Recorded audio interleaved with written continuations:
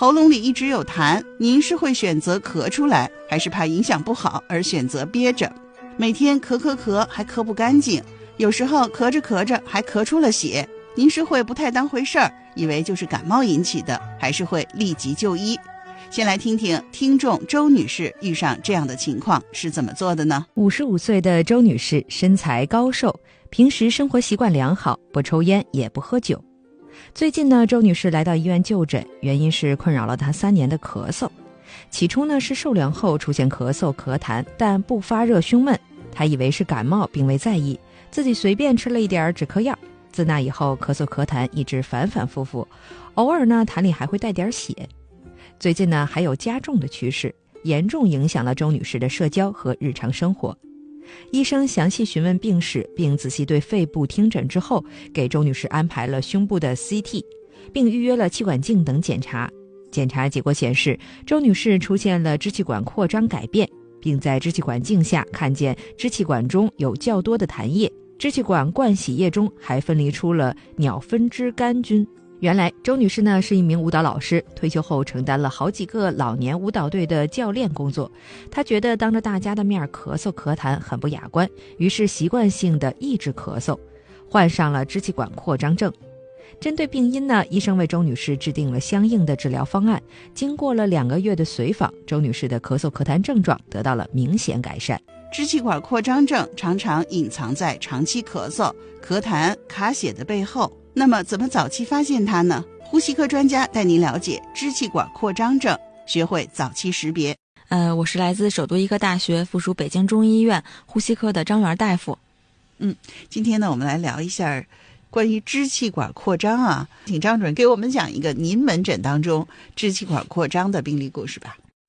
支扩的病人呢，在我们的门诊初诊当中，还是相对来说比哮喘的病人啊，会相对少一些。在这儿讲一个病例吧，就是我们一般来看呼吸科的患者当中呢，一般来说啊，除了咳嗽、感冒这样的疾病以外，都是中老年人多见。那么有一天下午啊，我记得那天还特别冷，是一个冬天，来了一个很年轻的一个小姑娘啊，看着也就是10几岁啊，17、18岁的样子，非常瘦。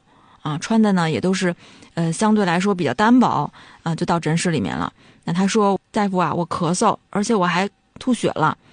当时这个病人印象非常深，然后就问他说，你咳嗽有多长时间了呀？他说我从记事儿起，我小时候就开始咳了，这已经很多很多年了，我都不记得自己都吃过什么药了，而且我一咳呢就带着这种痰里边的这种血丝儿。我一开始也没在意啊，也没有特别的去治疗它。但是最近呢，我这个咳的血量越来越多，痰也越来越多，就很不放心，说过来看看。后来我说，那你怎么没有在一开始小时候就看病啊？这时候他就有点要落泪了，就说小时候因为家庭的原因呀，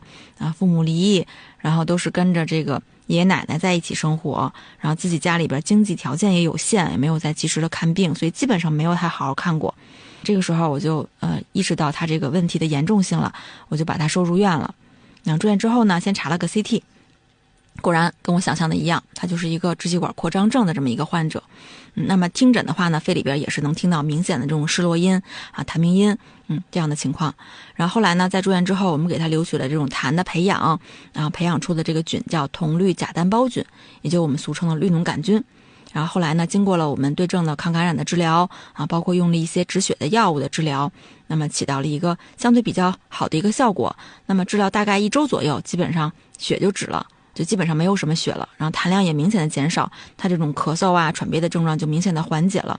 这个患者呢，他的这个支气管扩张呀，相对来说因为拖的时间比较久啊，就已经很弥漫了。那么这个患者后来在出院之后，其实也没有再一直找我随诊，也就出院了。后续的话呢，也没有更多的这种联系方式了，所以这个印象比较深。就是这种病的患者呀，常常在欧美那边我们叫他孤儿症。孤儿症什么意思？就是往往是因为没有得到及时的救治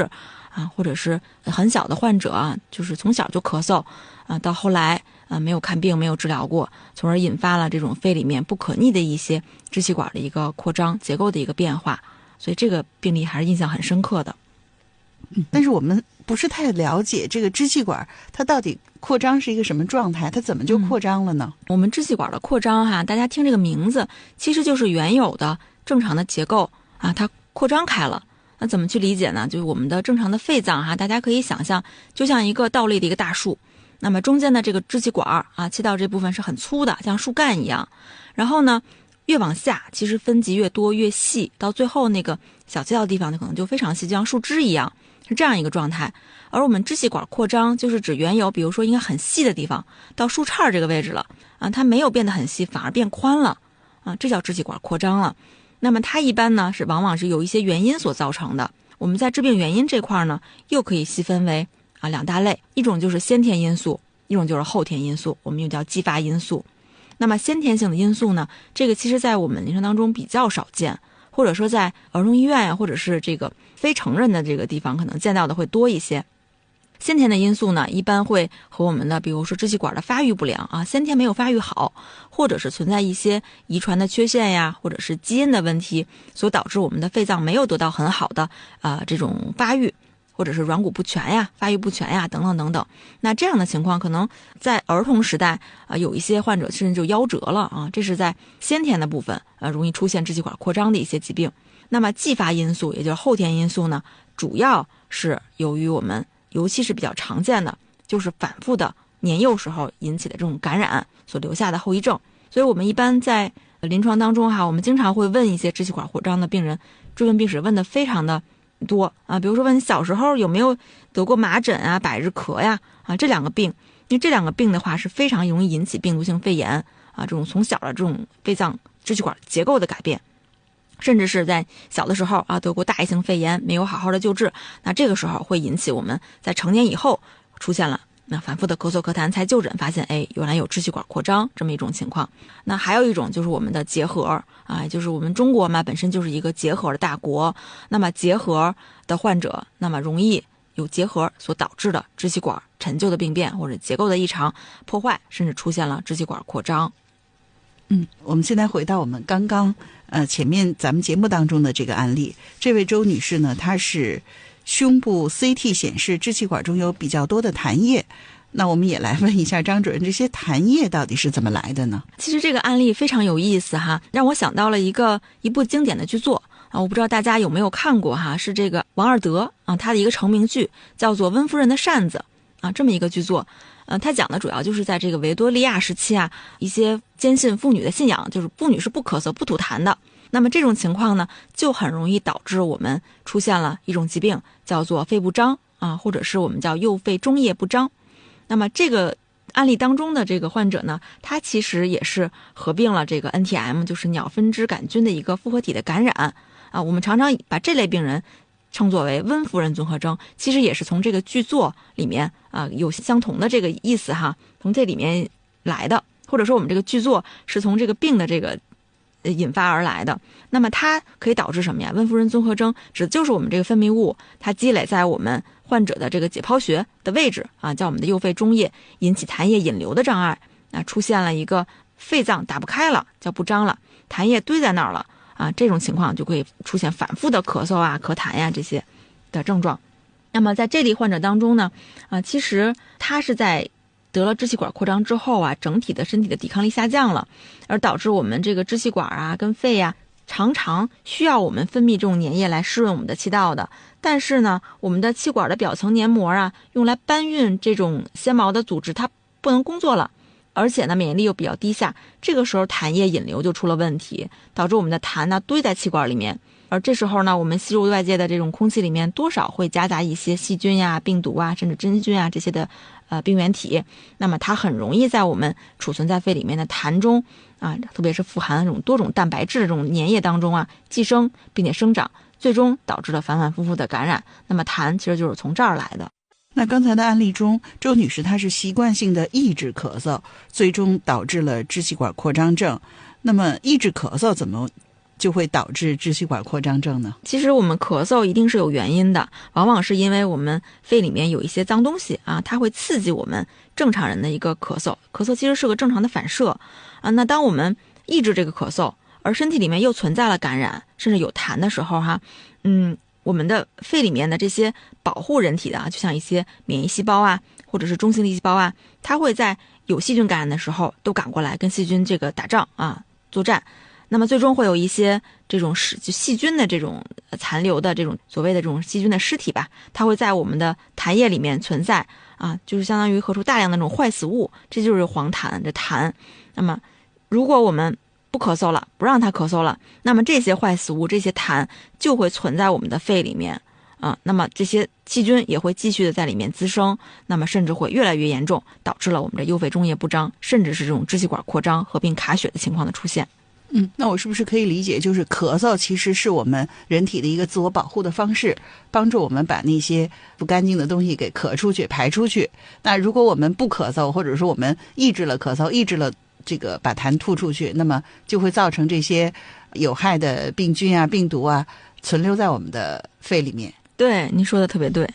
然后我们再问一下，那除了这个憋着咳嗽这件事儿哈，还有什么原因可能会导致我们支气管扩张症呢？支气管扩张症呢，一般来说我们可以分为先天性的和遗传性的。那么遗传性的疾病呢，一般就是这些从生下来或者是先天基因里面就会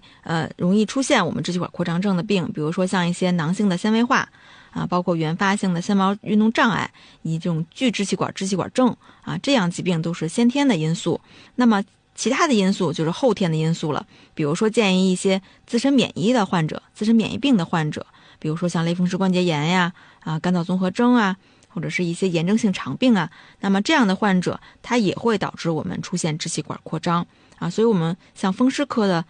大夫啊、消化科的大夫啊，他也是能够很警惕的，有时候会建议您去呼吸科就诊去筛查一下啊，也是要警惕这类疾病诱发的支气管扩张。那么还有一类支气管扩张呢，可以发生在免疫缺陷综合征这类人群，它包括普通变异型，还有就是我们人类免疫缺陷病毒像 HIV 感染，那么这样的患者也可以出现支气管扩张。还有就有一些支气管扩张的患者呀，他容易和一些其他的脏器的疾病合并在一起，比如说合并了鼻窦炎啊，合并了胃食管的反流等等等等，或者跟吸入相关，那么这些疾病都会伴随支气管扩张症的出现。那我们刚才说了支气管扩张症的原因哈，接下来我们再来了解一下支气管扩张症的具体症状，到底都有哪些呢？支气管扩张症的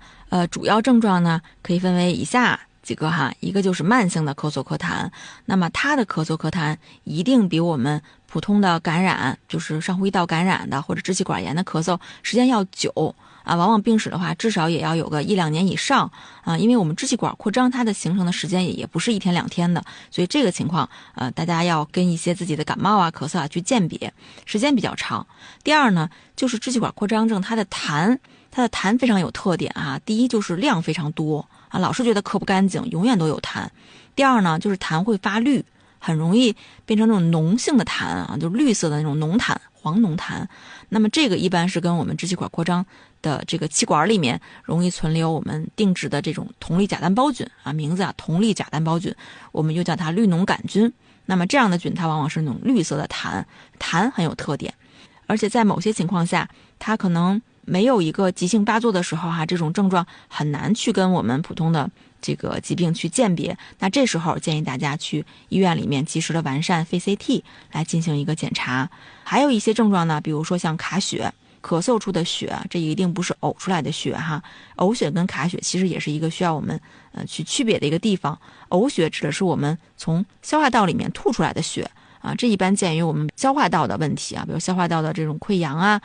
或者是一些吃东西相关的症状之后出现的，饮酒啊这些的。但卡血它一般是咳嗽之后咳出来的这种鲜血，我们叫卡血。那么在支扩当中，卡血的出现的情况是非常常见的啊，所以我们一般把支扩又分为干性支扩和湿性支扩啊，这也是一些老的说法哈。湿性支扩指的就是以咳嗽咳痰为主，而且大量的浓痰、黄痰。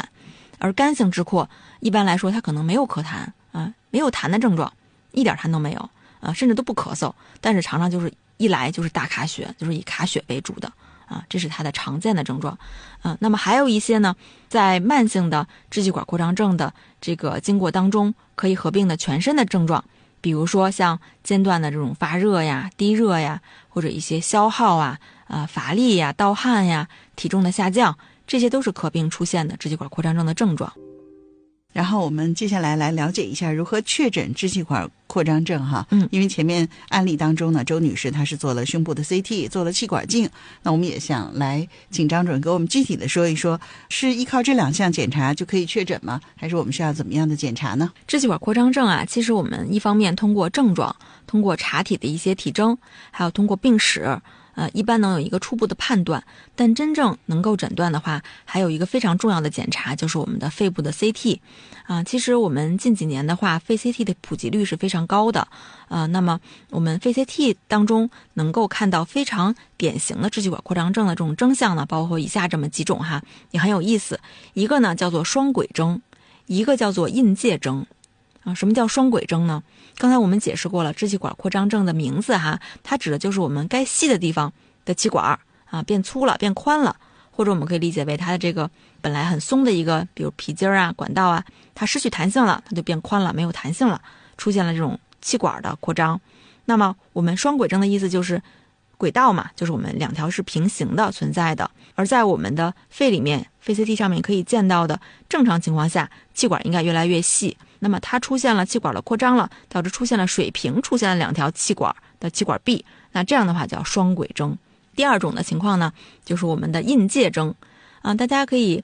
想象哈，什么叫印界呀？就是像戒指一样叫印界。因为我们知道在解剖结构上面，气管跟血管是并行的我们的支气管动脉、支气管的这个气道是应该并行的，一根血管亮的点，一根气管是一个小圈儿。那正常情况下呢，它俩的比例应该是相对来说比较均一的，或者是我们的血管甚至是更亮一点。那这个时候，当我们气管出现了扩张，那就导致我们这个圈儿变得很大很圆而里边这个血管在它旁边是一个点儿，就像一个戒指一样，一个圈儿一个钻石。还有印界征，印界征切到的截面是横向的截断面，而双轨征呢正好是切到一个纵向就不同的角度去看待的肺 CT。那如果您的肺 CT 当中出现了这种典型的征象，我们就可以认为它是存在支气管扩张。但是要诊断这个病，我们还要进行其他的病史查体相关的一个检查。还有呢，就是关于气管镜这一块，因为在我们的案例当中，这个患者还做了气管镜的检查。其实呢，这项检查在支气管扩张症的诊断当中不是一个首诊必须要进行的一个操作，但是它做了的好处呢，就是能够帮助我们来明确它的病源。因为支气管镜呢，它能够帮助我们取到我们下呼吸道的一些痰液的标本，也能够更好的培养出我们希望获得的一些病原体感染的证据。也是有利于更好的治疗哈。是的。那我们也想问一问张主任，就是我怎么能够早点发现，有哪些蛛丝马迹可能提醒我需要赶紧去医院就诊去做筛查呢？第一个呢，就是如果您在幼年时代曾经得过麻疹或者百日咳，或者是大叶性肺炎就是反复的发烧感冒，如果您近期也出现合并这种咳嗽咳痰这样的症状，那么建议您到医院做一个肺 CT 检查，来看看是不是有一些陈旧的问题导致您出现了一些气道不可逆的损伤的一个情况。第二呢，就是如果有反复的这种低热甚至痰中带血丝儿这样的一个症状的出现，甚至是比如潮热呀、盗汗呀、体重下降这样的情况，也建议您到我们的门诊就诊来进行肺 CT 的一个检查。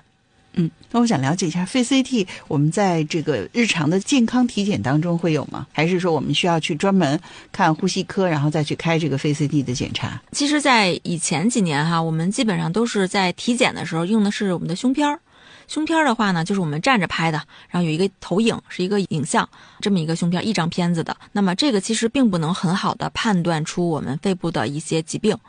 所以我们最近几年我们会经常用到的就是肺 CT 检查。那么它呢能够很清晰的展现到我们气管甚至是很薄层的这种 CT， 能看到很细的，甚至1毫米到5毫米层厚的这个病灶都能看得很清楚。所以我们还是建议大家在有这种肺部基础疾病的情况下，尽量的去专科医院来进行一个肺 CT 的一个检查。胸片可能有时候并不能够很好的进行一个确诊。肺 CT 这个名字可能大家也挺熟悉的了但是我其实还是不是太明确，到底什么是肺 CT 的检查呢？它是靠什么原理来检查的呢？我们大家如果做过 CT 的话，应该会了解到是大家躺着进到一个旋转的一个桶状的一个洞里面，然后进去之后，它会进行一个薄层的一个 X 线的一个扫描它这种放射性的这种扫描，那么它会把我们的肺脏，也就是我们胸部这一段来进行一个就像一个切面的一个连续的一个影像。那么这样的检查呢，能够看到我们整个肺脏的支气管的解剖结构啊，从上到下啊，从前到后的这么一个解剖的一个情况，所以我们叫肺 CT。那我们来了解一下支气管扩张症，如果没有得到有效的治疗，会有什么危害呢？支气管扩张症本身它的发生就是会有一定漫长的反复的感染的一些因素在里面啊。那如果我们在已经诊断了支气管扩张症的前提下，还是没有得到好好的治疗的话，那么就会出现它反反复复的感染。那么感染之后就会破坏我们气道的结构。那么气道结构里面，比如说气道的黏膜啊、血管啊，会出现异常啊。那么首先出现就是我们气流的一个通畅度它不可逆的一个阻塞就出现了啊。那么会出现憋气呀、气短呀这些症状。那逐渐，甚至有的人会发展为这种慢性阻塞性肺气病啊这样一种状态啊。那么甚至在后期出现了，比如说二氧化碳不能正常的排出啊，我们的换气功能、通气功能出现障碍啊，就是合并我们严重的喘憋呀，甚至要用呼吸机啊，甚至出现了呼吸衰竭这些情况。那我们也来问一问张主任，支气管扩张症能治好吗？一旦成为了支气管扩张症的这样的一个诊断呢，我们基本上就很难说去把它已经改变的结构再把它扭转回来了。所以说想治愈呢，相对来说比较难。但是呢，我们也可以通过我们的自己的一些调养啊，包括医生的一些治疗啊，让支气管扩张症能够得到很好的控制啊，也就是我们的咳嗽咳痰呀不反复发作，甚至痰液的减少。或者甚至呢，我们可以通过一些局部的支扩我们是可以通过一些手术的办法把它切除掉的啊。那这个呢，也要根据具体的情况来评估您的支气管扩张到底是严重到一个什么程度了，是通过药物的治疗还是手术的治疗来进行控制。好的，那我们就具体来了解一下支气管扩张症的治疗。那我们先来概括的说一下，或者通俗的说一下，一般来说医生是如何帮我们治疗支气管扩张症的呢？支气管扩张症如果是出现了急性的这种症状的像咳嗽咳痰呀或者是喘息气急呀，我们一般首先会采取抗感染的办法啊，因为支气管扩张症本身它就容易合并这种细菌病原的一个定植，然后反反复复的感染，所以我们会进行一个内科的一个抗感染治疗，也就是我们输注或者是口服抗生素啊这样的一种治疗方法。还有呢，一些就是我们症状比较轻，或者是表现为这种卡血反反复复的大卡血，甚至一卡就是一大碗一大盆这样去量的这样的病人，可能我们首先会建议他进行一个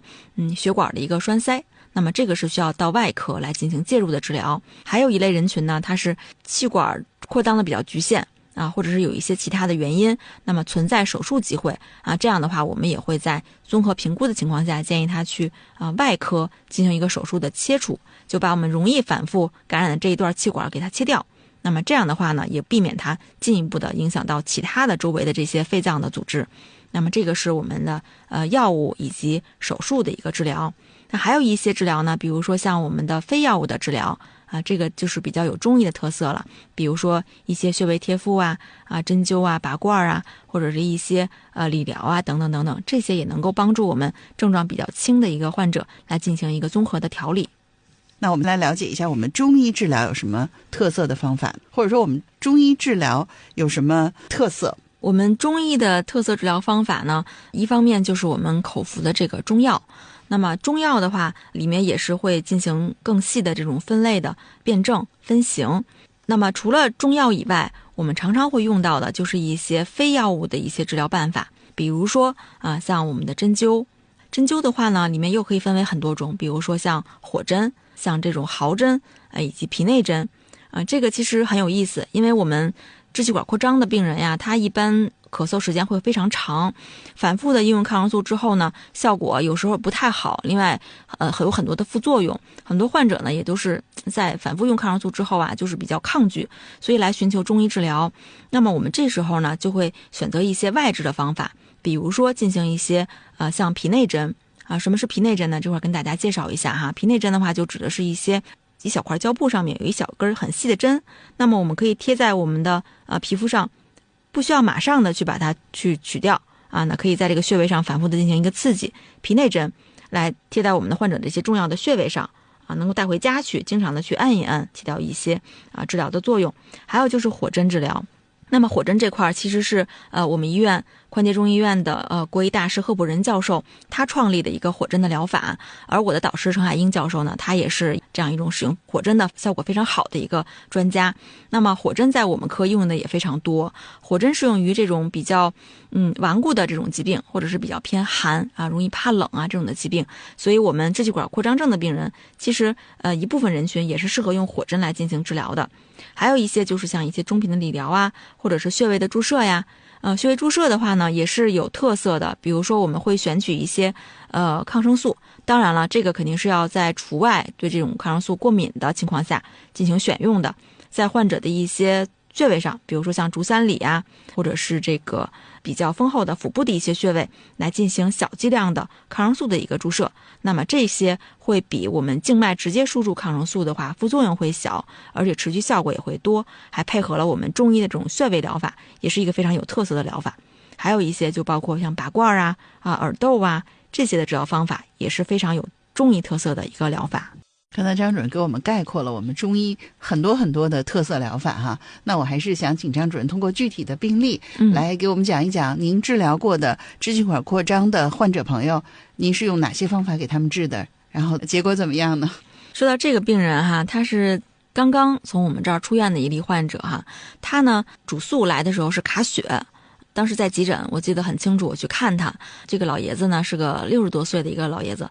身体非常好，平时也没什么病啊。他的主诉是说，我这2天才开始卡血的。我说既往有什么原因吗？他说也没有啊，就是偶尔的有点间断的咳嗽啊，我也没有太管他，没有太去介意啊，也没有检查过。但是我通过他的肺 CT 啊，就看到了他的左肺下叶有一大块的支气管的扩张啊，甚至看到这个病灶应该已经持续了很长时间了，不止1-2天了。我又继续问他，我说你这个咳嗽大概有多久了？在咳嗽之前有没有什么原因呀？比如感冒啦，还是别人传染您啦？有一些什么情况？他说哦，你这么问起来，我想起来我好像在咳嗽的这1-2年之前有过一次外伤。当时是因为扫雪啊摔了一下，伤到了左边，正好撞到了左边这个肺部这块，但是很快就好了，也没有太在意。但是接二连三呢，因为他是一个这个环卫工人哈，经常会涉及到打扫啊这些的。第2次不久，我又从椅子上摔下来了一次，又摔了左肺。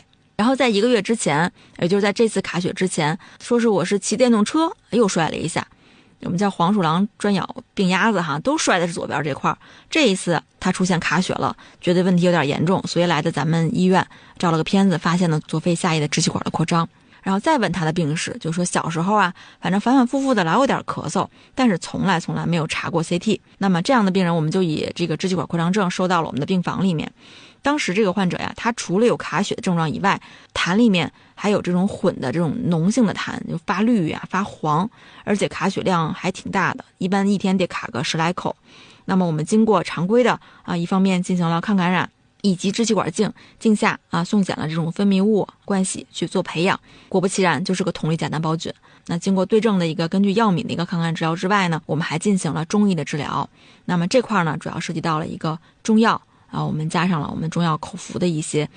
药物一个方子，然后同时呢应用到了我们刚才提到的这些综合的中医治疗，包括足浴啊。因为老爷子说他脚就像冰凉的，每次这个脚凉的时候包括他后背发紧的时候，都是这个咳血量增加的时候，我们加入了这些足浴的这种泡洗方，然后加上了我们的这个火针的治疗加上了中医的血贴以及局部的一个理疗包括耳豆这些。经过这些治疗方法之后呢，老爷子第一感觉就是我泡完脚之后浑身都热乎了，热乎之后后背不紧了，不紧之后卡血量就没那么大了，这是第一个。第二个呢，就是住院2天之后觉得我不但这个痰少了我这个睡眠质量改善了，我身上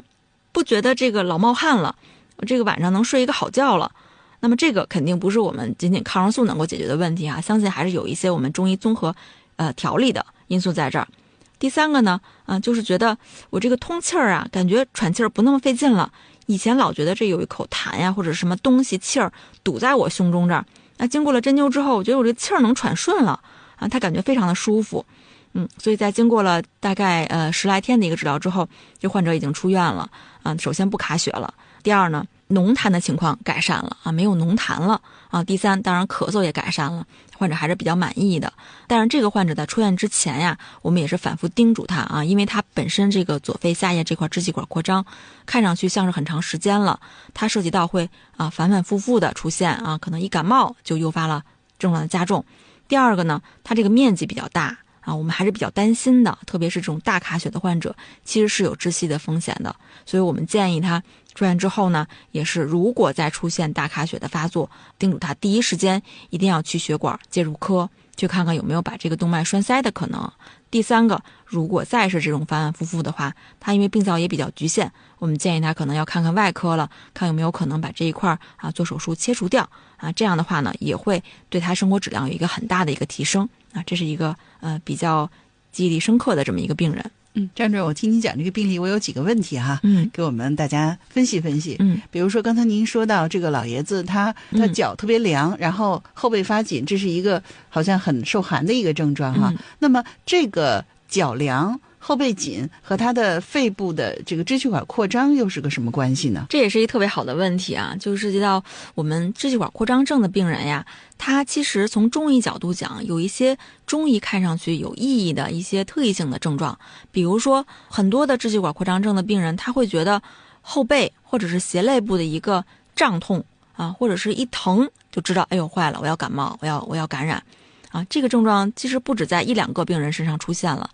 可能跟我们本身支气管扩张从西医角度讲啊，解剖结构上，它这个扩张的会影响到牵扯一些跟胸膜相关的神经啊，这些因素有关。但是其实从中医讲，我们中医讲扩张症的病人，从辩证上来看，常常会有一些瘀的这个因素在就是气血不通。那不通则痛，这个也是能用中医来解释的。还有就是一些寒邪因素，包括他脚凉肢体末端的发凉，但是中间又会热，或者有一部分表现为什么呀？上热下寒，就是我上面老是冒汗，呼呼出汗，头上出汗，淡头汗出，脚又是凉的。那么这也是非常像一个我们中医讲，就是气血不通畅没有流通起来。那这个时候其实用中医的办法，除了中药以外，像针灸能够促进一个整个气血的一个舒筋活血通络止痛这么一个作用。那么包括像他的胁肋部的胀痛，那么这些我们甚至就是很典型的小柴胡症我们也常常会应用到这些患者当中用一些疏肝理气的药物或者是一些对症的一些辩证的一些治疗，那么也能够得到一个很好的缓解。然后我们再聊聊这个卡血这件事儿哈，因为其实我们在很多影视作品中看到，好像这个主人公一旦卡血了，就感觉好像是命不久矣活不了多久了。但是其实现在医学我们已经不这么看了。但是我刚才听到您讲这个老爷子他的卡血量还是很大的哈，那其实我们也是觉得这样的患者他能治好了出院，那么对于他的这个将来的预后会有影响吗？说到卡血卡血这个里面的情况其实也比较复杂，因为卡血只是一个症状，那么它背后的病因病机其实很多。除了支气管扩张症容易出现卡血以外呢，还容易出现卡血的疾病呢，包括比如说像肺癌肿瘤，尤其是肺的恶性肿瘤。那么但它的卡血跟我们支扩的卡血不太一样，我们支扩一般是痰中带血，或者是一口鲜血这种鲜红色的血，量一般会比较多。而肺癌的这种卡血呢，它是这种血丝儿很少的这种血量。还有一些会导致卡血的疾病呢，比如说像这种气道的这种异物或者是这种气道里面的这个异常的结构的这种扭曲它也会出现卡血。还有一些因素呢，就比如说跟我们血液系统的问题相关的像我们电视剧里面的这些卡血，往往是有一些是这种气就是这种生气之后出现的这种卡血情志所致的这种出血。还有一种呢，就是比如说像肺结核它也会出现卡血的这些症状。那么我们这个患者他的卡血的原因呢，首先非常清楚它是因为支气管扩张所引起的。那么支扩为什么会引起卡血那么它这个卡血肯定不同于我们那些马上就要出现生命危险的这种患者，比如肿瘤或者是这种白血病或者血液功能异常的这种患者它的卡血的原因是因为我们支气管并行的血管因为在支扩的同时，它肯定气道的损伤也会影响到周边的血管，那么形成反复的这种交通支甚至小的动脉瘤的形成，它是因为这样的原因出现的卡血。而这个卡血呢，又涉及到我们的生理解剖了我们的支气管的动脉，它来源于我们的体循环。我们的身体是分2套循环系统的，一套是体循环，那压力非常高，也就是我们的血压啊，血压高，那么这是体循环所影响的。还有一套压力非常低的是肺循环，那么体循环也就是大家所熟知的这种高血压哈，血压升高之后，它会影响到我们支气管动脉的这个压力。所以我们很多病人啊，有高血压的患者，特别是血压控制不好的时候，那么往往容易出现如果有支扩的话，往往容易出现合并卡血。所以这个病人其实在入院之后，我们除了常规的呼吸相关疾病的一个治疗以外呢，也对他的血压进行了一个很好的控制。他在入院前血压的话，基本都是在160左右收缩压，然后呢舒张压是在70到80他虽然长期在吃这个降压药，但是并没有很好的控制他的血压，这可能也是导致他反复卡血的一个原因。那么住院之后呢，我们把他的降压药进行了一个调整，基本上把血压控制在130左右。那么这样的情况，他本身减少了压力，卡血量也就减少了。那么第二个呢，就是关于他出院之后的这个预后的问题哈。如果没有反复的这种大量的卡血，那么他反复的这种卡血症状减少之后，感染控制之后，其实预后的话还是可以的。但是这个一定要警惕，因为大卡血往往会出现这种呛啊、误吸啊这种情况，这是非常紧急的。如果出现大卡血，建议一定要到急诊去就诊，不然的话有可能会危及到生命。就是说如果出现大卡血的话，那我们是千万不能耽搁的，一定要赶紧去急诊就诊哈。那么但是对于出现卡血这件事儿，其实大家也不用太担心，我们好好的去医院就诊，好好的听医生的话，其实可能很多情况下我们预后都是没问题的。那么下面呢，再跟大家分享一个很有意思的病例啊，就是我们支气管扩张症啊。其实大家能够想象的应该是以这种支气管末端的扩张为主哈，这样见到的也确实比较多。但是呢，还有一类我们支气管扩张，它是以什么样的地方为扩张为主呢？是以我们靠近中间的，也就是我们比较粗的树干比较粗的这个位置在中间部就出现了扩张。那这样的扩张往往可以见到一个非常有意思的征象叫指套征，手指的指这个套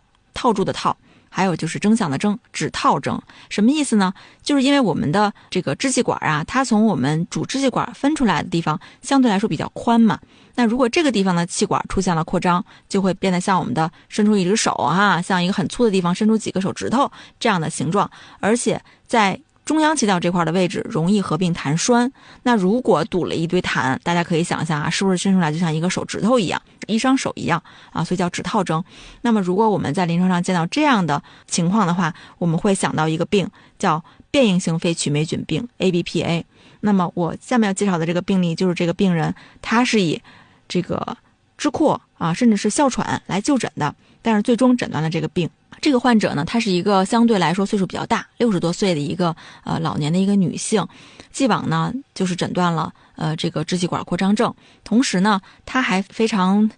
遗憾还合并了一个哮喘。这个哮喘甚至比她得这个支扩更早的出现年轻时候就得了哮喘，然后反反复复的感染，也导致了支气管这个结构的破坏，然后合并了支气管的扩张。而且呢她这个鼻子还总是囔囔的，每次来跟我们就诊的时候说话就能提出很多的鼻音。所以这个病人在就诊的第一次住院的时候，我们就给他安排了除了肺 CT 以外还有一些相关的其他的检查。第一个呢就是他的鼻窦的一个 CT 的检查。那为什么我们去安排鼻子检查呀？人说你这呼吸科你为什么要查我的鼻子呀？是因为像有一类的支气管扩张，它往往会合并鼻窦的病变。那么果不其然，这个病人他在查了鼻窦之后发现满鼻窦的全是这种脓肿包括这种里面的这种痰液引流不畅满全组的鼻窦炎。而且在他的鼻子的这个鼻甲的位置还看到了一个球状的东西。后来经过了他们这个耳鼻喉科的一个取掉这个活检去做培养，发现是一个曲霉球曲霉是一种真菌真菌里面的它这种丝状的常常是在这种空洞里面，或者是这种这个我们支气管扩张当中的病人当中也容易合并曲霉曲霉，甚至是大家可以理解像一些阴暗潮湿的地方容易合并真菌发霉的这种菌那么我们的肺它是一个相对封闭的一个结构，包括鼻窦也是，它有很多的腔，里面又很潮湿又有痰，那么非常适合真菌的生长，所以它就合并了一个鼻窦的一个曲霉的感染。然后紧接着我们就发现他的肺里面他的这个支气管扩张跟别人不一样，它是我们气道中央型的支气管扩张看上去堵了痰真的就像一个手指头一样，伸出来5个手指头在肺里面。所以我们很快就完善了更多的一些针对性的检查，比如说他的身体里面的一个免疫的球蛋白 IgE 非常高，大于了1000。同时呢，经过了一些支气管镜的检查，那么培养出了一些支气管定植的菌。那么还有一个检查就是关于我们真菌的一个这个 GM 实验，包括曲霉特异性 IgG， 这是一些术语了。那么它也是用来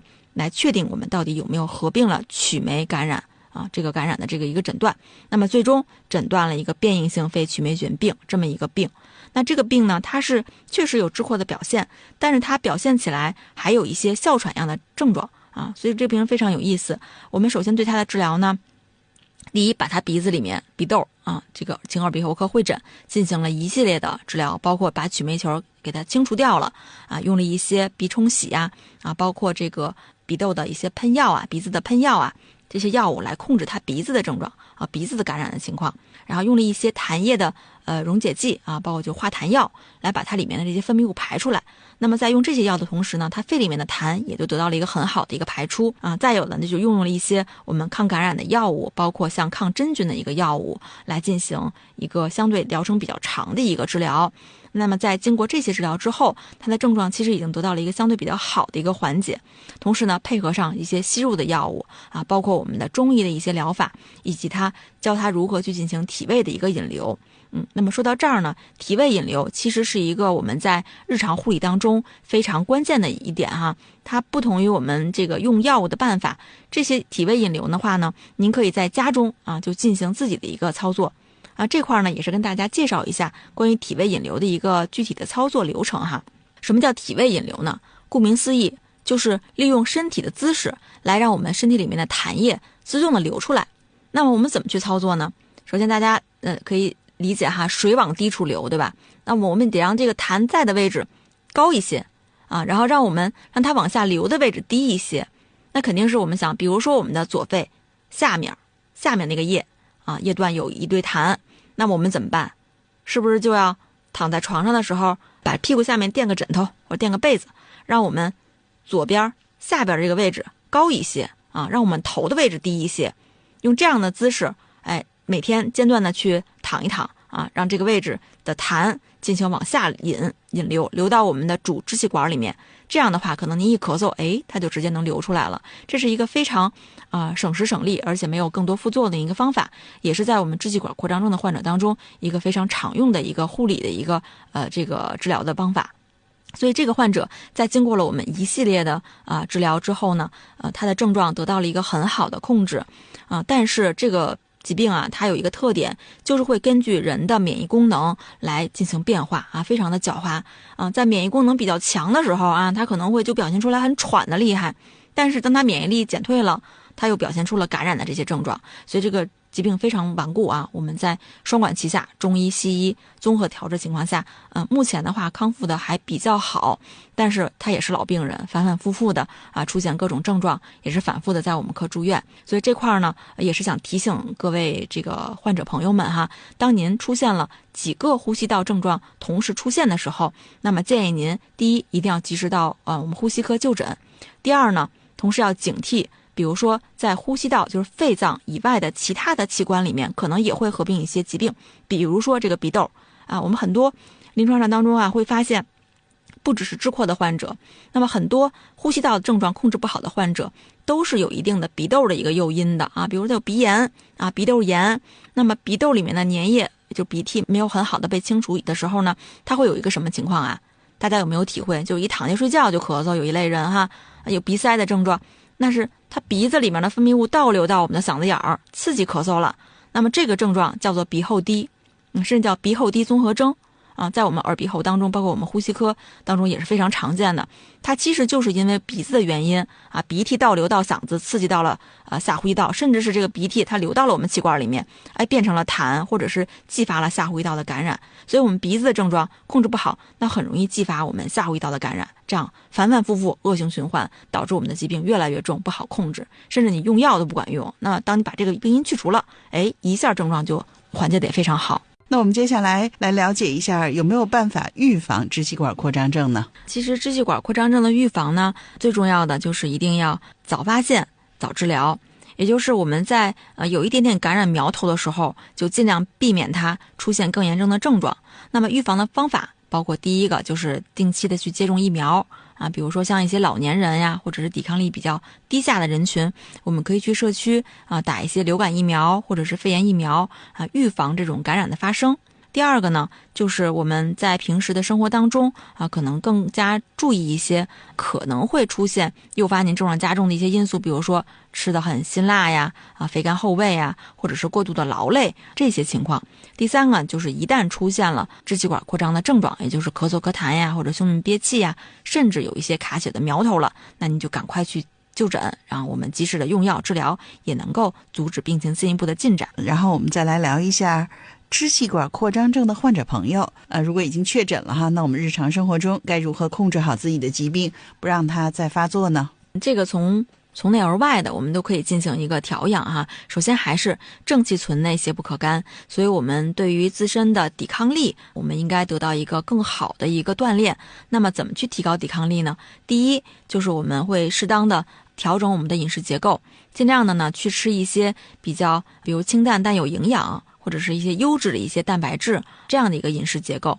另外呢就是尽量的避免熬夜呀，我们应该规律的作息时间，然后避免进行一些特别剧烈的运动。因为我们支气管扩张症的患者呢，很多时候在剧烈运动之后可能会诱发我们这个牵张的气管的一个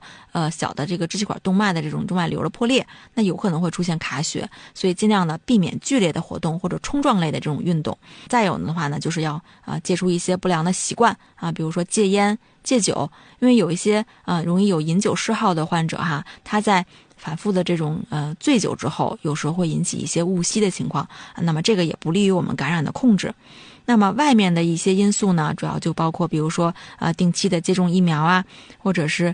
尽量的避免去到这种人群比较聚集的场所这样会增加您感染的风险。还有就是我们比如说会进行一些常规的体育的锻炼比如说去游泳呀爬爬山呀一些适当的适合您来进行的一个比较舒服的一个锻炼。那么这样的话呢，也能够提高我们的抵抗力从而预防我们支气管扩张症的一个反复。那我们也来问一问张主任，我们保护我们的支气管有没有可以推荐给我们的普通的患者朋友、普通的老百姓自己可以实践的按摩的穴位呢？那么在这儿呢，就教大家几个比较好找的大家容易去操作的一些穴位哈。首先教大家一个叫天突穴。天突穴这个穴呢，位置在我们的胸骨上窝的中点。那胸骨上窝大家可以自己摸一下哈，在我们的这个气管嗓子眼这儿往下顺着我们的脖子往下去捋，能够摸到一个窝这个在骨头我们的胸骨上面这儿是胸骨上窝，那这个穴叫天突穴。这个穴呢，一般见于我们咳嗽的病人哈，咳得很厉害，甚至有痰不好出的时候，大家就可以用手去点按这个天突穴，可以按得稍微深一点，可以往下按一按。那这个穴其实我们也是我们三伏贴或三九贴的一个重要的位置，它能够止咳化痰，起到非常好的一个作用。膻中穴最常用的手法就是点按，可以用手大拇指在这个天突穴上面左6下右6下，或者按照您自己的一个频率去不定期的去揉一揉。那么很多患者会觉得这个一下气儿就顺了气会痰中，气结在这儿了，您把这个气结的揉开了，那么这个时候我们的气儿也会通畅一些。那么第二个穴呢，就是我们的膻中穴。膻中是我们讲气会膻中这个可能在一些电视剧里面也都提到过这个膻中穴点穴那膻中穴的位置呢，在于我们2个乳头连线的中点，在我们前正中线的中间就是心口窝这块那么它呢也能够起到一个非常好的解痉平喘的一个作用。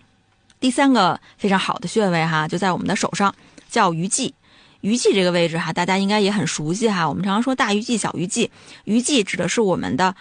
大拇指大家可以顺着往下捋有一块肌肉很丰满的地方。那么在这块丰满的肌肉往大拇指这侧手背这侧来看的话呢，有一段叫赤白肉际，就是我们的手背的偏黑的这个皮肤跟我们手掌偏白的这个皮肤交界处，赤白肉际在大鱼际上面